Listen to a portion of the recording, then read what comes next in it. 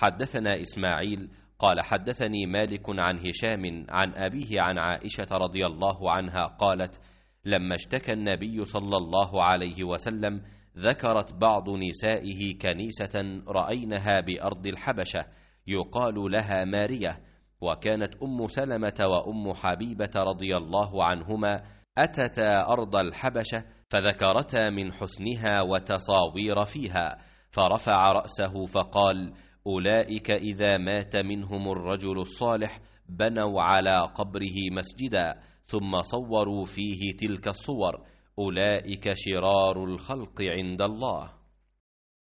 इमाम मालिक ने बयान किया, उनसे हिशाम बिन उर्वा ने, उनसे उनके बाप ने और उनसे हज़रत आयशा रदी अल्लाह अन्हा ने कि जब नबी करीम सल्लल्लाहु अलैहि वसल्लम बीमार पड़े तो आपकी बाज़ बीवियों उम्मे सलमा रदी अल्लाह अन्हा और उम्मे हबीबा रदी अल्लाह अन्हा ने एक गिरजे का जिक्र किया जिसे उन्होंने हबशा में देखा था, जिसका नाम मारिया था। उम्मे सलमा और उम्मे हबीबा रदी अल्लाह अन्हा दोनों हबश के मुल्क में गई थीं। उन्होंने उसकी खूबसूरती और उसमें रखी हुई तस्वीर का भी जिक्र किया।